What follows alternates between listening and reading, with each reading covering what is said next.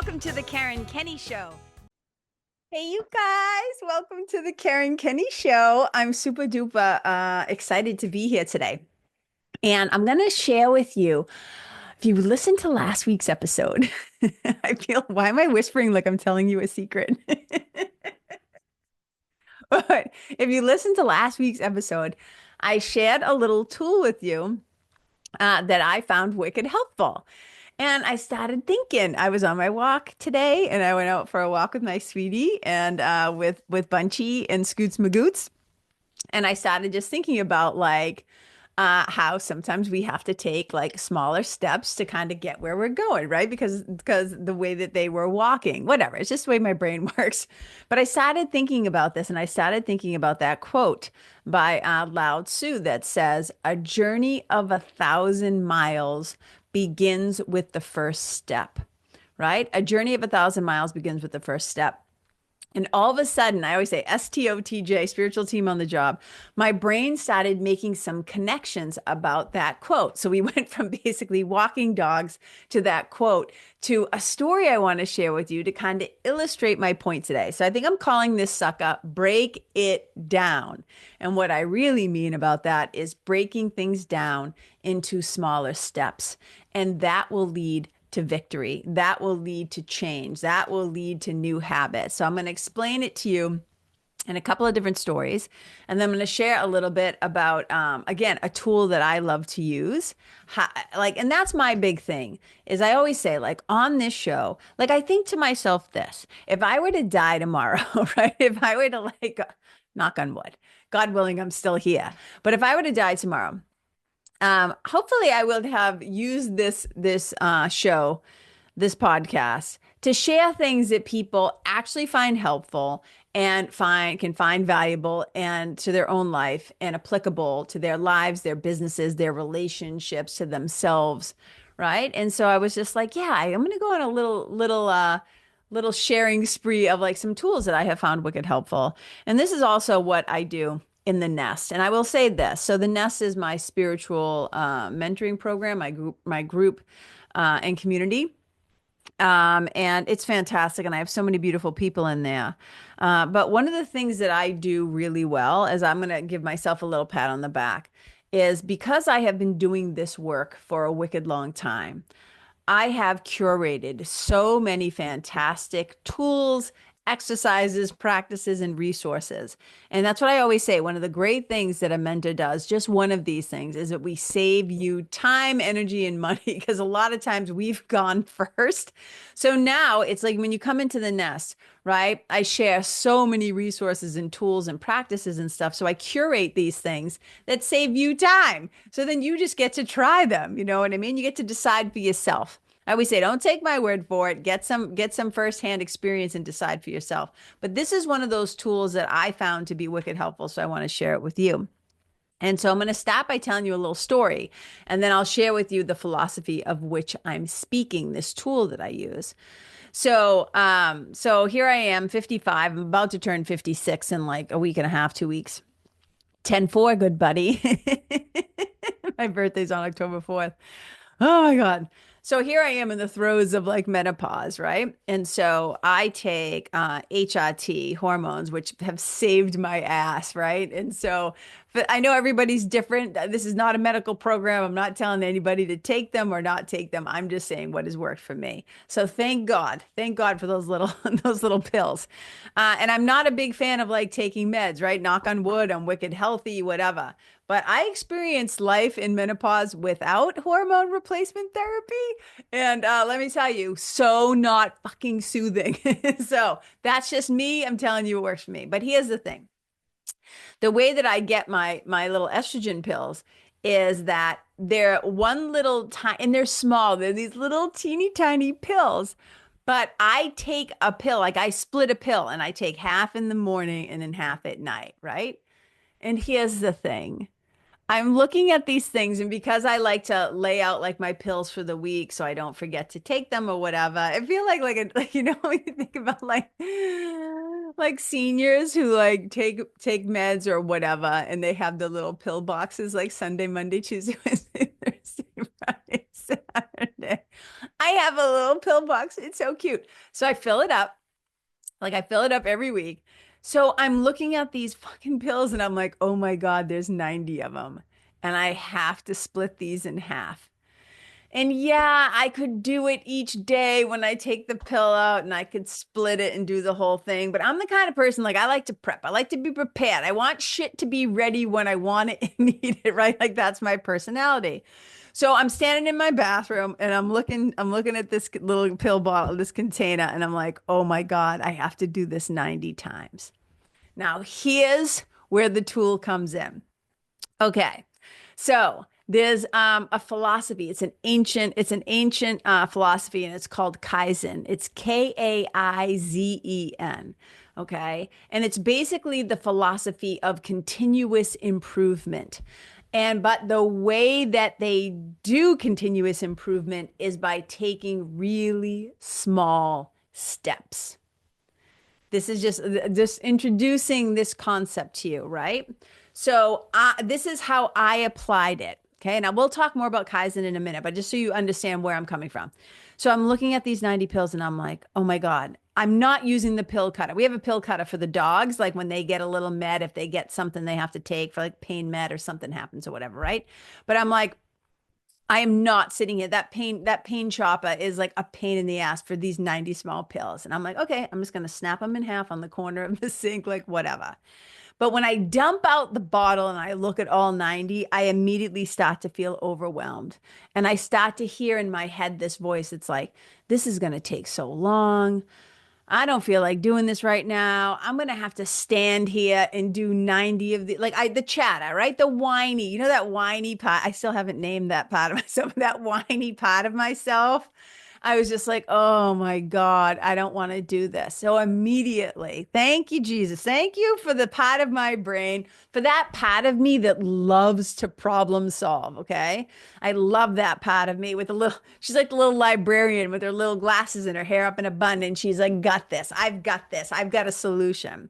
So I'm like, I'm going to break this down into smaller bits, more less scary, right? Because that's what it is. Even though it feels like overwhelm to me, anything that is not love is fear. So I realized like, oh, my brain's going to a fear thing of like, this is going to take so long. Oh my God, I got to stand here. Right? All that complaining and bitching and moaning that was happening in my head.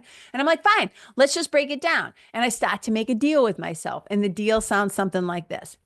You can do 7 today. And then next Sunday, or whatever, you can do another 7. And then the next day you can da da da da da.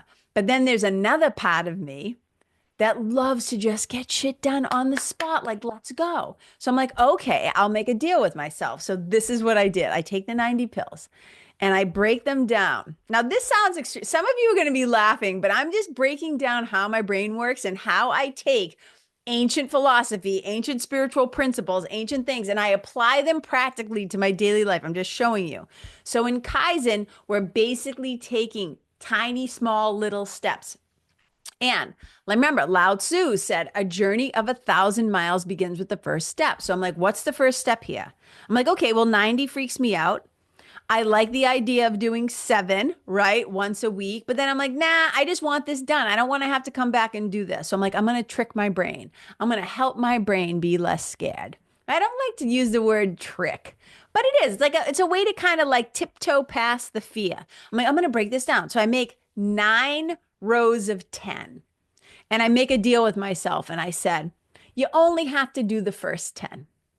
You can do 10. And I was like, yeah, I can do 10, no problem.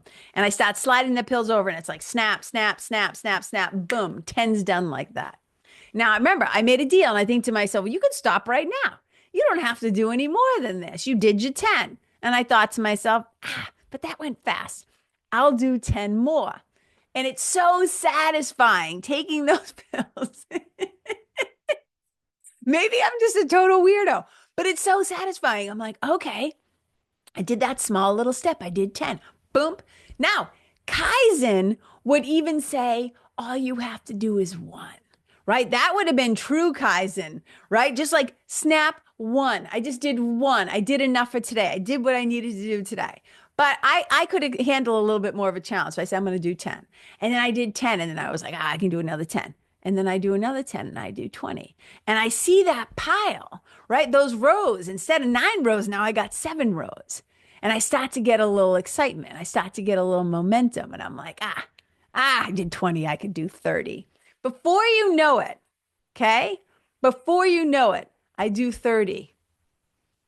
And then I'm like, okay, I'm getting a little jazzed. And then I do 40. And then I look and I only see 3 rows left. And I go, let's just do this. We'll just bang these out. And boom, boom, boom, boom, boom. Done. And I got it done. And the way that I got it done is I chose to do it in really small increments. So I basically did continuous improvement, but like as my friend Linda Ty would say, sip, sip. I didn't try to guzzle. I didn't try to guzzle and blast myself. I broke it down into less scary, more manageable bits because I think this is where so many people get hung up and they get stuck when you're trying to create change, when you're trying to create a new habit, when you're trying to start something new. Because remember, the brain likes familiar. The brain, even if it's good new, right? It's going to be a good new healthy habit. It's going to be something you've been talking about wanting to do for a long time. I want to drink more water. I want to start going to the gym. I want to whatever the thing is, right? I want to start meditating. I want to start having a DSP, a daily spiritual practice. I want to whatever. Okay? Even like think about it. How many people, we've all been there. We all been there. We see how it is with the New Year's resolutions and everybody like is going to go friggin' gun ho, right? They're just going to like all of a sudden they're going to like, oh, I'm going to start going to the gym. I'm going to start eating better. I'm going to start. No, you're not. For most people, no, you're not. Because you're trying to do too much too soon for your nervous system, for your brain. Your brain is going to pump the brakes. It's going to be like resistance. Who here? Who here has felt resistance? One moment you're like wicked excited, like you're totally like into it. And then all of a sudden you're like, nope, it's too much. So Kaizen is a way where we get to like start small. And I'll give you some examples, right? A few more stories. So there have been times in whether it's I've been injured or I've been focusing more on my flexibility or mobility training, or I've been running, like whatever it is.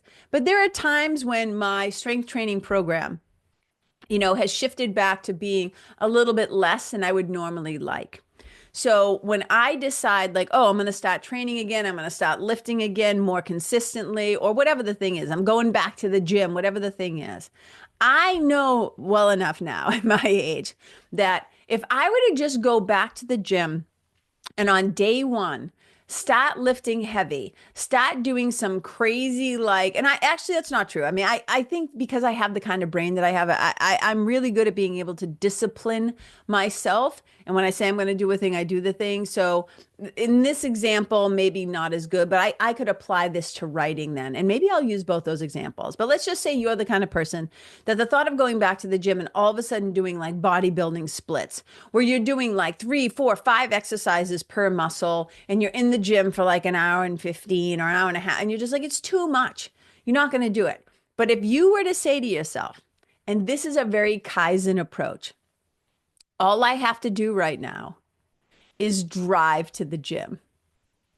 I don't even have to go in.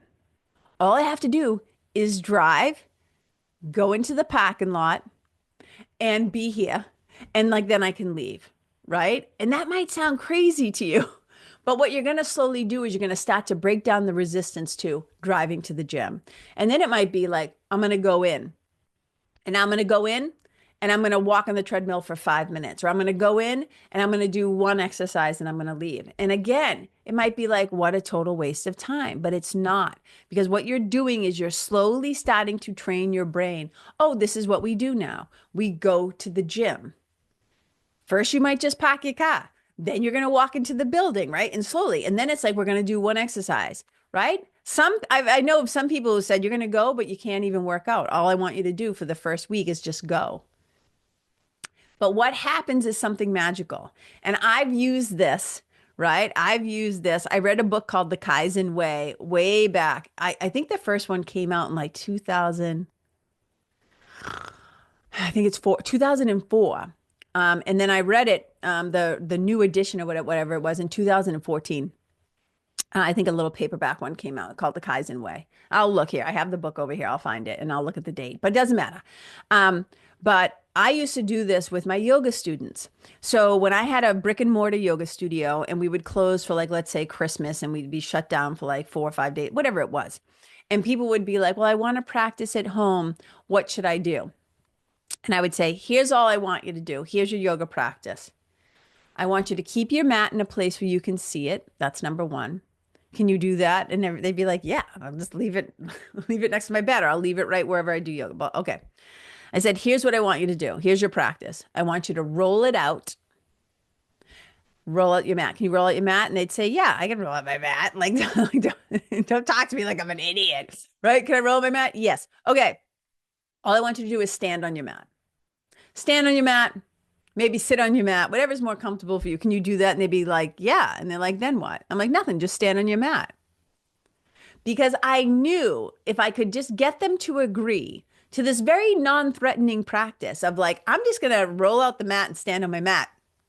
I knew that once they got on the mat, something would probably happen. They'd start to breathe. They might stretch a little bit. They might do a sun salutation. They might lay down, do a knee down twist. I know, like if I can just get them to stand on the mat, they'll be like, well, I'm here. I might as well do something, right? And it's a way, again, of like kind of like like teeny tiny steps, like tiptoeing past the amygdala response in the brain, where the amygdala starts to fire, like fight and flight, and goes into fear response. It's like, oh my God, this is too much. Like I'm at home and I got to figure out a whole yoga practice. No, no, no, no, no, no, no, no. Just go stand on the mat.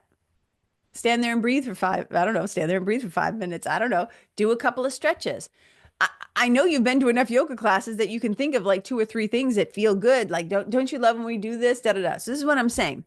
So again, we have this ancient philosophy that is still so applicable, right? And it was very big in like Japanese culture. And I always think of Toyota. I don't know why when I think of this, but the way that they kind of changed the way of doing things in their factories and the way that they created cars and stuff like that is it's like continuous improvement through these really small steps, because over time these small little steps lead to massive big change. So use one small step at a time. Okay. So you just do one little thing. Let's talk about it like from a spiritual perspective, like somebody who wants to create a DSP, a daily spiritual practice. Well, rather than saying to somebody, okay, because to me, a DSP, once we commit to it, it's non-negotiable. But in the beginning, it can be a lot for your brain to wrap around. Oh, I'm supposed to sit here. Again, that word supposed to. I'm supposed to sit here for like 30 minutes and meditate or pray or journal or contemplate or read something spiritual or whatever somebody's DSP might entail, right? And I always say, start with 5 minutes. Can you do 5 minutes? And if 5 minutes, if even 5 minutes seems like too much for somebody, I'll say, can you do it for a minute? You can't bullshit me. You cannot tell me that you cannot find 1 minute in your, because if you're like, if you don't have 1 minute for yourself and your spiritual well-being, then your life, there's more going on there. Right? That I'd be like, okay, then I got to call bullshit at some point, right? You do have a minute because at some point you're going to bathe. At some point you're going to take a shower. At some point you're going to be falling asleep or waking up. There is at least 1 minute a day that you can commit to doing something. And that's what I'm saying. So we break it down into the smallest, teeniest, tiny step. So we can sneak past, because what happens is when your amygdala starts firing, right? When that part of your brain starts firing and it goes into that fear or that overwhelm or that, oh my God, that's the thing that's going to pump the brakes. That's the things that's going to start to, bring resistance and procrastination and overwhelm and all those things. But if you can make the step so teeny tiny, because slow change, tiny incremental slow change is better than no change. You know what I'm saying? And, I've used this with people who have goals like, let's say you have a project or you have a room you need to clean up, or even your desk. Let's just say your desk. You're like, I got to clean up my desk. There's papers everywhere. And I'll be like, okay, describe to me what's on the desk. And they'll be like, I got pens everywhere and markers and I'll say, okay, we're going to start with one thing. All I want you to do is, can you handle picking up all your pens and putting them in the drawer, putting them in your pen cup or whatever? And they'll be like, oh yeah, I can do that. I can do pens. I'm like, great. Today, all you're going to do is pens, right? Start with the pens. Okay, I can do that. And then you get a little victory. And then you get a little feel good. And then you get maybe a little dopamine hit. You get a little like, yeah, a little momentum, right? Great. Tomorrow, we're going to handle post-it notes. You don't even have to organize them yet, meaning like find a place for them. All I want you to do is just stack them in a pile. And we start to break things down into the teeniest, tiniest steps that are still leading in the direction we want to go, still bringing us, right? Still bringing us improvement. But it's not so much all, it's not like this, because people do these like bursts of activities. It's like, I want to train for a 5K, so I'm going to go out and run every. No, you're probably not. But you can use the Jeff Galloway method where you basically walk for 30 seconds and then you jog or run for like 10, 20 seconds, and then you walk for 30 seconds, right? Tiny incremental things. So then you're maybe building up to your running for 7 minutes and walking for 3 minutes. You know what I mean? But teeny tiny steps to sneak past. They're so small that your brain can't even resist. Picking up a few pens, like that's not threatening, right? For most people, I'm not going to say across the board, but for most people, you can start to train your brain to not be afraid of starting new things because we do them like really small, little tiny, teeny steps. And it's really important. I'm going to read something from, hold on a second. Let me grab it.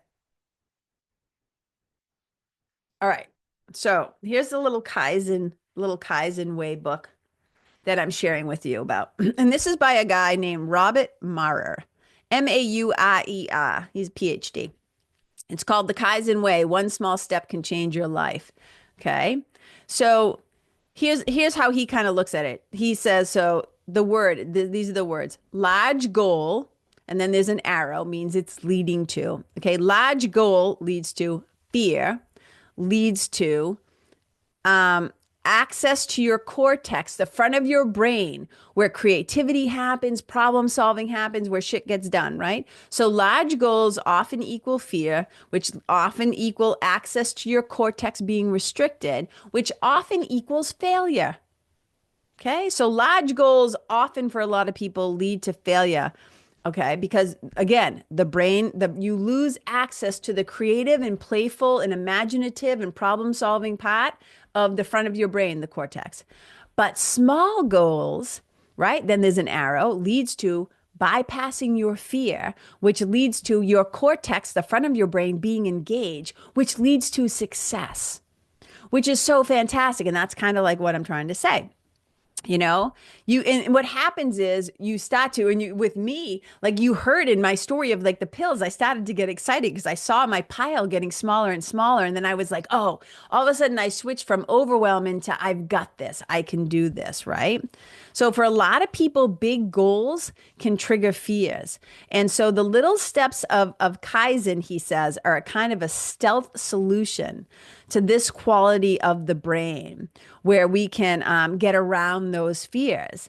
So small Kaizen is a way to get around these little fears. And so small, easily achievable goals. Here's his, such as picking up and storing just one. Oh, that's where the paperclip probably came from in my brain. Such as picking up and storing just one paperclip on a messy desk. You can tiptoe.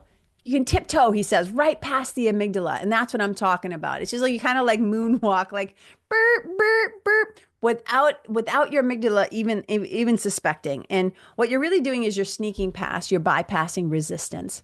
Because again, it's so small that that you can't fail. And that's the other thing. I think I remember a story. I'd have to go back and read the book, but I think when I first read this book, a story that stayed with me is he had a woman that came to him who really wanted to lose weight and for her health and well-being. I mean, I don't remember the particulars. She kind of needed to lose weight, right? And so she had wanted for many years to want to start exercising, but she found the whole concept so completely overwhelming. So one of the things he asked her to do, and I don't remember the amount, he started to try and like mix things together. She had like a favorite TV show that she watched each night, or every night she had a favorite TV show. So he knew that she spent at least 30 minutes like sitting in front of the TV after she was done eating and all this stuff. And I think he started, I think I'm getting the story straight, but he started to recommend to her like, hey, while you're sitting in front of the TV, could you commit to, I think it was like at first he said like 5 minutes of just marching in place. You don't have to drive to a gym. You don't have to buy fancy clothes. You don't have to even go outside. Can you just march in place for 5 minutes? And I'm pretty sure her answer was no. She would not commit to that. But he said, do you think you could do it for a minute? And she was like, yeah, I could do that for a minute. And that's what she started to do. She started to march in front and march in place, right? Just lifting her legs and swinging her arms for a minute a day in front of the TV. Well, after doing that for a particular amount of time, she's like, oh, I could do 2 minutes. And then before she knew it, she was doing 5 minutes. And then before she knew it, she was doing 10 minutes. And then before she knew it, she was walking outside. And then before she knew it, she was now identifying. This is why I talk about identity so much. I might do a workshop on identity. But she started to identify as I'm somebody who moves my body. And then once that change takes place, then she found herself starting to go to the gym and eating better and like the thing. But what she did is she tiptoed right past her resistance and her fear, and she bypassed it. And it's so funny because again, this is how what I'm about to read to you. This is how my spiritual team works, right? I go out for this walk with the dogs. I start to think about the tiny steps. It triggers the memory of that phrase, right? A journey of 1,000 miles begins with one first step, right? That small, tiny first step, which makes me remember the whole Kaizen thing and the story about the pills. And I was like, all the dots are firing. Well, then I went online this morning to post something, and I saw this post, and I was like, oh, I'm going to share it with you guys. So I saw this on, again, I curate this is what I do. I love to curate resources and content and quotes and things that hopefully you'll find helpful. This is what I do for my people. I do it for myself, but I also do it for the people in the nest and any of my clients, right? So remember, if you want to join the nest, if you're intrigued, if you're interested, if you've been thinking about it for 1,000 years, just go to karenkenney.com/nest, N-E-S-T. All the info is there. If you have questions, shoot me a message, send up a flare. Okay. Here's what the quote says. It's by the account is Nas Neuro, Neuro, and neurological, right? It has to do with the brain. So he shares stuff about brain science and stuff. And this is what he said. He says, your small efforts still count. I mean, the timing of this, like you can't plan it. This is like STOTJ. You cannot, I can't make this shit up. Okay. Your small efforts still count. He says, when discussing neuroplasticity, so this is neuroplasticity is like thinking about your brain's pliability, your brain's ability to change, okay? He says, when discussing neuroplasticity, we often think of brain changes that occur following weeks or months of practice. You start daily walks, and within weeks, it becomes a crucial part of your day. Or you start putting your phone away earlier at night. And after some time, your brain rewires so you automatically spend less time on it. This is great. But neuroscience experiments show that even within 40 minutes of careful practice, brains can adapt how they function to boost your efficiency. This is evidence, he says, that even, and this is the important part, that even the small actions or changes you make are meaningful and can have rapid impact on your brain and behavior. Let me say that part again. This is evidence that even the small actions or changes you make are meaningful and can have rapid impact on your brain and behavior. This is such fantastic news, and I'm so glad that I saw this. No coinky dinks, right? It's just how it works. The signs and the help is there if you can just like slow down enough, shut the fuck up, get quiet, right? And be open, because the help is there. Okay, so in my group, I always say to them, like, no amount of effort is ever wasted. In the Bhagavad Gita, there's a line that says basically, no amount of effort is ever wasted on the spiritual path. And that to me is the thing, right? No amount of effort. So the smallest little steps, the smallest little changes lead to big changes, lead to big habits, right? New things happening. It's just we can start so small, and the steps are so small that you can't fail. I just know that somebody out there, because I know if I feel passionate enough to share something, I am like, I know, because all minds are joined. I'm like, I know somebody out there needed to hear this today. If it's you, please drop me a line and let me know that it's landing. That's the thing about doing a podcast sometimes is you're just kind of like, I kind of joke. I'm like, you're just like saying stuff out into the ethers. And sometimes you're like, has this helped anybody? Has it made a difference? Like, did it land? So some of you are wicked good about writing to me and letting me know. And some of you I know are silent listeners. I know some of you just kind of like you like the kids at the dance who like hug the wall and never go out on the floor, but you're there and you're enjoying it. You're having fun and you're sipping the punch, but you're not maybe ready to dance on the floor. So I appreciate you. I appreciate all my listeners. But if you're somebody who has been enjoying the show, please let me know. Like send up a flare, send me a little note. It means so much to me and I appreciate it. And those of you who use the tip jar to show your support of the show, thank you so much. And if you're somebody who wants to support the show that way too, just KarenKenney.com/tip jar and you can send a little love from your heart to mine. Okay, so I hope this has been helpful in some way for you.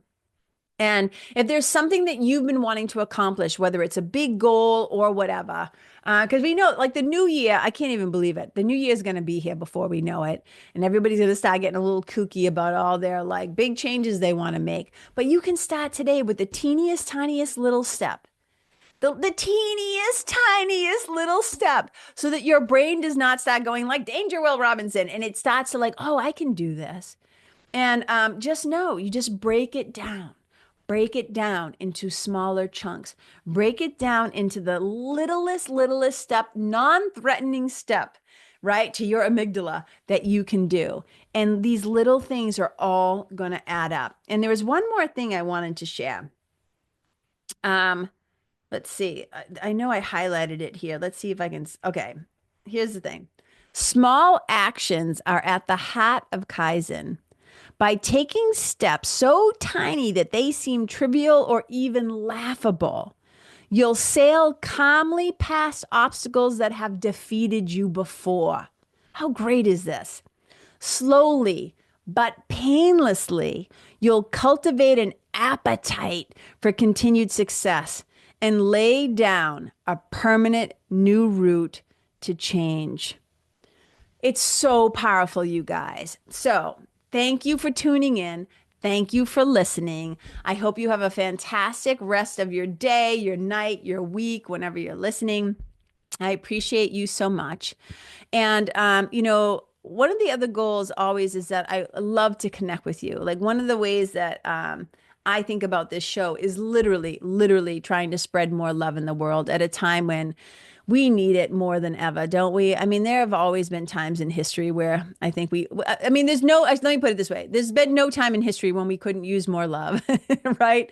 But I feel like really right now going into an election and just so much stress and so much, bullshit over social media is just so much crap that is so trying to drive wedges between all of us. And I really want our time together to be meaningful.